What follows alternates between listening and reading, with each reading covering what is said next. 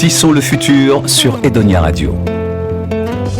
En Europe, 2 villes font partie du collectif Warming Stripe, Leipzig en Allemagne et La Rochelle en France. Une frise aux couleurs du climat est peinte au sol, ici c'est quai de la Georgette à La Rochelle. Elle nous montre l'évolution du climat, chaque bande verticale représente une année et sa couleur indique l'écart par rapport à la température moyenne. La frise débute en 1865 et le 20 juin dernier, nous avons découvert la couleur de 2025. Cette couleur, c'est le rouge foncé. Pour information, les couleurs vont du bleu au rouge. Sur cette frise, vous pouvez retrouver un petit Bobby, le personnage imaginé par l'artiste de street art Super Bourdi. Bobby nous montre un QR code, vous le flashez et vous obtenez toutes les explications sur cette frise climatique. Lors de cette journée du 20 juin, nous avons rencontré les acteurs du monde associatif, les entreprises ou encore les citoyens qui se sont engagés dans le collectif Warming Stripe 17. Pour cette journée mondiale des frises climatiques, nous accueillons l'association La Grande Collecte, représentée par Céline Juillard, sa cofondatrice. Bonjour Céline. Bonjour. Donc vous êtes partenaire de cette journée. Oui. C'est grâce à vous qu'on peut voir une broderie géante de 27 mètres sur le quai de la Georgette. Avant qu'on parle de cette broderie géante, est-ce que vous pouvez nous expliquer plus concrètement le but de l'association La Grande Collecte ? Alors La Grande Collecte, qui est un textile lab aussi, est une association qui a pour but de sensibiliser le grand public, les collectivités, tout citoyen et entreprise pour changer sa manière d'appréhender le textile dans son ensemble et d'agir contre la pollution textile, contre le gâchis extrême de textile actuel et leur proposer surtout des solutions concrètes pour ancrer des nouvelles habitudes dans la réalité, quoi. Parce que c'est vrai que on va dire, au cours de ces 10-15 dernières années, la consommation de textile n'a fait qu'augmenter. Oui. On se rachète un t-shirt qu'on commande sur Internet. 3 semaines après, on va en avoir acheté déjà un premier. Et puis après, on ne sait pas quoi en faire. Et puis, il y a des propositions de plus en plus rapides, d'extrême mauvaise qualité. Qui empire la situation parce que ce sont des vêtements qui sont pas réparables, donc qui deviennent jetables.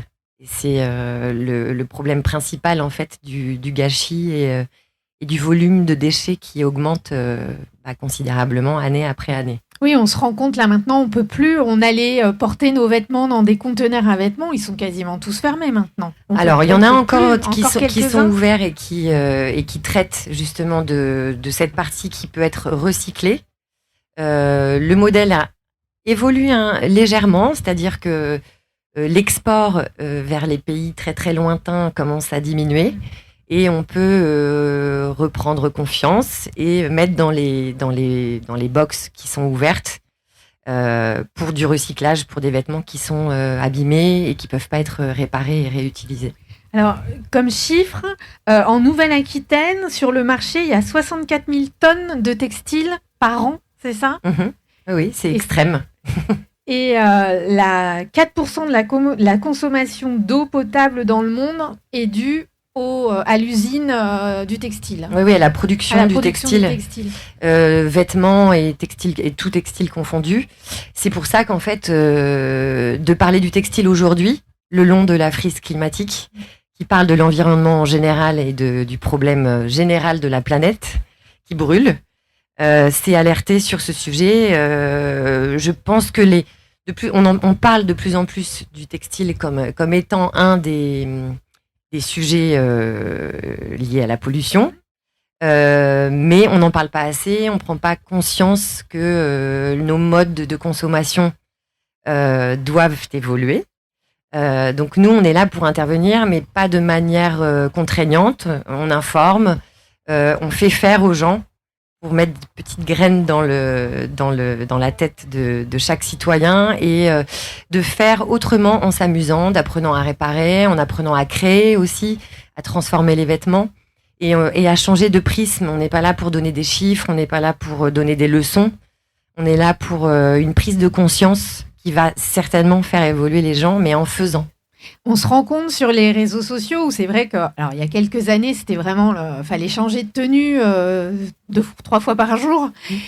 Aujourd'hui, on voit chez les jeunes quand même cette prise de conscience qu'effectivement, un vêtement qui est troué, il suffit d'apprendre à faire un petit point de couture. On voit qu'il y a des cours de couture qui reviennent un peu à la mode. Enfin, c'est plus honteux de recoudre ces fringues. Non, pas. Oui, il y a cette mentalité qui évolue.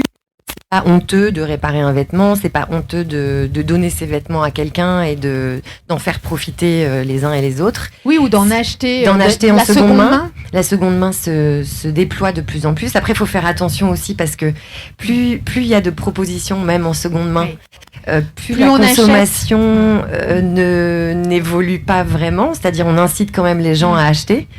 Ce qui est préférable, c'est surtout d'acheter quand on a besoin. Et de transmettre, d'acheter de bonne qualité aussi, si possible, d'acheter le moins possible de vêtements qui sont en polyester, qui sont fabriqués avec du pétrole, et de privilégier du coton, du lin, des matières naturelles. Et parce que ça, on peut le réparer, ça peut se transformer plus facilement aussi. Mais c'est vrai qu'on nous fait croire qu'on a beaucoup de besoins.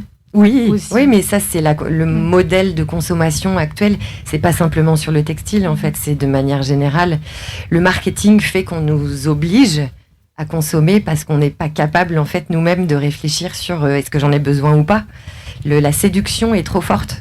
Alors là pour les Warming Stripes, quelle valeur vous avez en commun avec toutes ces associations? Pourquoi vous êtes venus dans le collectif? Alors nous, l'objectif de notre association, quand on intervient auprès des citoyens, c'est de les faire participer à un projet lié au textile, évidemment. Donc l'idée, en fait, originale qu'on a proposée, c'était de tisser ensemble sur un filet de pêche de récupération qui vient du port de La Rochelle. Donc déjà, le sens, il était là.